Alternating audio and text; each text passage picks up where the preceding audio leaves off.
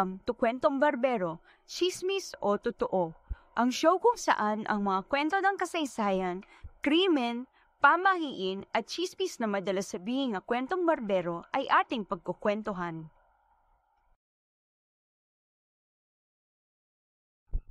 Ako si Marites Historian. Sa ating channel, hindi lang chismis kundi pati mga misteryo ng nakaraan, pamahiin, krimen at kasaysayan Pilipino ang ating pag-uusapan. Pero hindi lang dito nagtatapos ang ating kwentuhan. Dahil kahit ang mga kaganapan at kasaysayan ng mundo ay may connection din sa ating paniniwala, kultura at karanasan. Madalas ang mga ganitong kwento ay sinasabing kwentong barbero dahil sabi nila, gawa-gawa lang daw, puro sabi-sabi.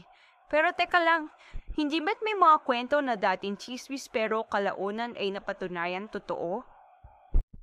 Kapag narinig mo ang salitang tattoo, ano ang unang pumapasok sa isip mo?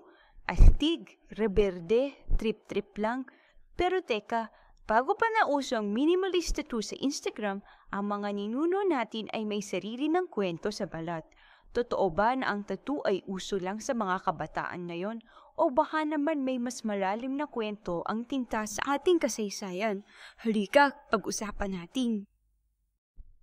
Nang dumating si Ferdinand Magellan sa Cebu noong 1521, nakita nila ang mga Visayan warriors na tila pininturahan. Ayon kay Pigafetta, buong katawan ay puno ng tattoo, mula ulo hanggang binti, kaya tinawag silang pintados o the painted ones. Pero hindi lang ito art, bawat marka ay simbolo ng tagumpay, bawat guhit may kalaban na nalupit, ang hindi nakatattoo parang hubad walang ranggo, ang balat maging trophy case ng tapang. Ang batok at iba pang tradisyonal na tattoo ng mga katutubong Pilipino ay may iba't ibang tawag, gaya ng batok, batek, batik, batik at buri. Ang mga salitang ito ay pinaniniwalaang nagmula sa mga sinaunang Proto-Austronesian terms. Ang pamunahing tradisyonal na pamamaraan ng pagtatagpo ay ang hand-tapping technique na kilala bilang batok. Ginagamit dito ang isang malalim na pinik mula sa halaman tulad ng kalamansi o pomelo. Ito ay kinakabit sa isang patpat ng kawayan at tinatapik sa balat. Ang tinta ay karaniwang gawa sa uling o abo na hinahaluan ng tubig, langis o kaya naman ay katas ng halaman. Bukod sa hand-tapping, ginagamit din ang iba pang pamamaraan tulad ng hand-poking at ang natatanging incision technique na makikita sa mga pantaron manobo ng Mindanao. Patunay ng pagkakaiba-iba ng mga estilo ng pagtatato sa buong kapuluan. Ang tradisyonal na pagtatato sa Pilipinas ay nagtatampok ng kapansin-pansing pagkakahawin sa mga kaugalian ng pagtatato sa iba pang mga kulturang Austronesians, kabilang ang mga Maori ng New Zealand, Samoan at Hawaiian. Kabilang sa mga pagkakatulad nito ang paggamit ng masalimuot na geometric design. Ang kapansin-pansin pagkakatulad gaya ng mga tattoo ng mga Samoan at ilang disenyo ng batok sa kalina ay nagpapahiwatig ng iisang pinagmulan at sinaunang mga landas ng migration na nag-uugnay sa mga kultural ito ng mga Manlalayab. Ang mga tattoo ng mga Pilipino ay hindi lang disenyo, may lalim, may mga scientific bilang gabay sa digmaan, may aso para sa katapatan, ladder para sa pagsulong, haribon para sa pananaw at kinabukasan, at may tattoo na literal na gabay sa kabilang buhay. Sa ilang tribo, kapag wala kang tattoo, hindi ka makakatawid sa mundo ng mga ninuno. Ang mga geometric pattern ay sumisimbolo sa pagkakaisa, balanse, at koneksyon sa cosmos. Ang mga motifs ng hayop tulad ng ahas, ibon at kalabaw ay kumakatawan sa lakas, katatatan at pagsisikap. Ang Philippine Eagle o Haribon ay sumisimbolo sa kalayaan at pananaw sa hinaharap. Ang ilang tattoo ay nagsisilbing mga anting-anting na pinaniniwalaang nagpoprotekta mula sa masamang espiritu o kamalasan, lalo na ang mga disenyo ng hayop. Nagkakaiba ang disenyo at lokasyon ng tattoo sa mga kalalakihan at kababaihan. Para sa mga mandirigma, ang tattoo sa dibdib ay nagsisilbing patunay ng kanilang katapangan. Samantalang ang mga kababaihan ay nagtatampok ng mas detalyadong tattoo sa kanilang braso, likod o binti. Ito ay sumisimbolo sa kagandahan, yaman at kakayahan na magparami ng lahi. Sa pagdating ng mga Kastila, ang pagtatatu ay kanilang ipinuri na tanda ng pagiging barbaric.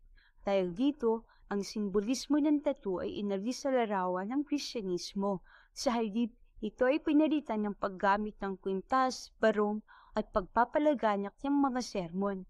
Sa kalaunan, ang tinta ng tattoo ay naging kasalanan.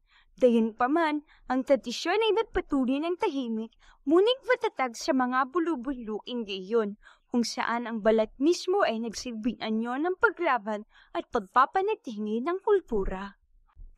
Mula sa Buscalan-Talina, isang babae na lampas sa 100 taong gulang ang humubog sa kasaysayan ng pagtatato sa Pilipinas. Siya ay si Apo Wadot, ang kinikilalang huling mambabatok ng kanyang henerasyon. Sa pamamagitan ng kanyang sinin, muling nabuhay ang tradisyon ng batok at sa kanyang 3 tuldok na pirma, muling nabigyan ng bagong buhay ang sinaunang kamana. Para sa maraming kabataang Pilipino ngayon, ang tattoo ay paraan ng pagpapahayag ng sarili, isang personal na sining o simpleng diling. Para sa ilan, ito ay paraan ng pagbabalik sa sariling ugat at pagkakakilanlan, isang sining ng pag-aangkin mula sa ating katawan at kasaysayan. Bawat guhit ay nagsasabi ng ating pamana. Kaya matapos nating silipin ang kasaysayan, kultura at pagbabalik ng tattoo sa Pilipinas, ang verdict, chismis. Chismis na walang lugar ang tattoo sa ating kultura dahil bago pa dumating ang mga Kastila, may kwento na ang tinta sa balat ng mga ninuno natin. Hindi lang ito fashion statement, ito'y panata, kamana at pagtingling.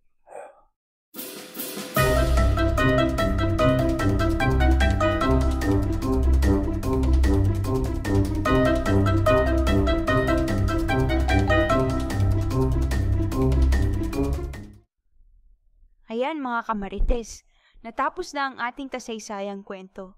Sa channel na ito, pag-uusapan natin hindi lang ang mga sikat na bayani, kundi pati ang mga misteryo ng krimen, kababalaghan, pamahiin, at syempre ang mga tinatawag nating kwentong barbero. Kung may gusto kayong ipaimbestigang kwento, comment lang. Huwag kalimutang mag-like, share at subscribe. Ako si Marites Historian at ito ang kwentong barbero. Chismis o totoo?